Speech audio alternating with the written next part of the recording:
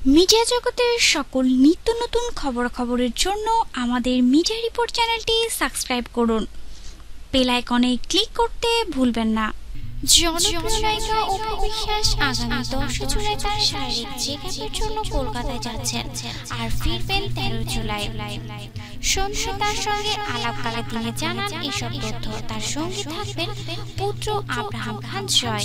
ঢাকায় ফেরার পর বেসরকারি একটি টিভি চ্যানেলের অনুষ্ঠানে অংশগ্রহণ করবেন তিনি।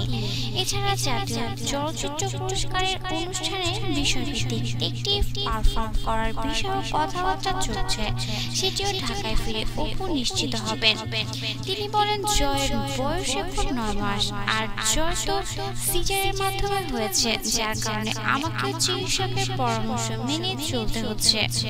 এছাড়া আমি যেহেতু নিয়মিত জিম করছি আর শারীরিকভাবে পূর্ণ অবস্থায় ফিরতে যাচ্ছি, তাই সামনের দিনগুলো আমার করণীয় কি হবে সেসব কিছুর বিষয় নিয়ে চিকিৎসকের সঙ্গে কথা বলবো, কারণ আমি পুরোদমে জিম কিংবা ফিটনেস ঠিক রাখার জন্য যা যা করণীয় তা ইতিমধ্যে শুরু করে দিয়েছি।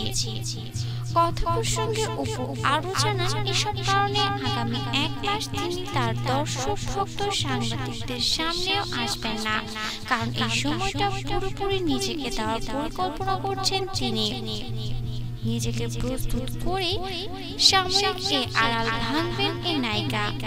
তবে এবার প্রথম নয়, পুত্র আব্রাহাম খান জয়ের জন্মের সময় দীর্ঘদিন মিডিয়ায় আড়ালে ছিলেন তিনি।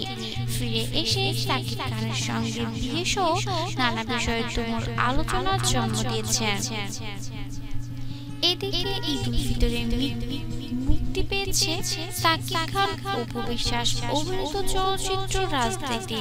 তরুণ নির্মাতা বুলবুল বিশ্বাস পরিচালিত রাজনীতি ঈদে মুক্তিপ্রাপ্ত অপর চলচ্চিত্র যৌথ প্রযোজনা নবাব ও বস্ত্র এর সাথে টেক্কা দিয়ে অনেকটা এগিয়ে রয়েছে। আর আগামী 14 জুলাই থেকে রাজনীতির ছবিটি ঢাকা সহ দেশের সর্বাধিক প্রেক্ষাগৃহে প্রদর্শিত হবে বলে জানা গেছে। দর্শক, আব্রাহাম খান জয় সিজারের মাধ্যমে জন্মগ্রহণ করেছে এবং অপু বিশ্বাস তার শারীরিক ফিটনেস ফিরিয়ে আনতে চাচ্ছে, এই জন্য তিনি সাময়িক চেকআপের জন্য কলকাতা যাচ্ছেন। দর্শক, আপনারা যারা অপুর ভক্ত আছেন তারা অবশ্যই অপুর জন্য দোয়া করবেন।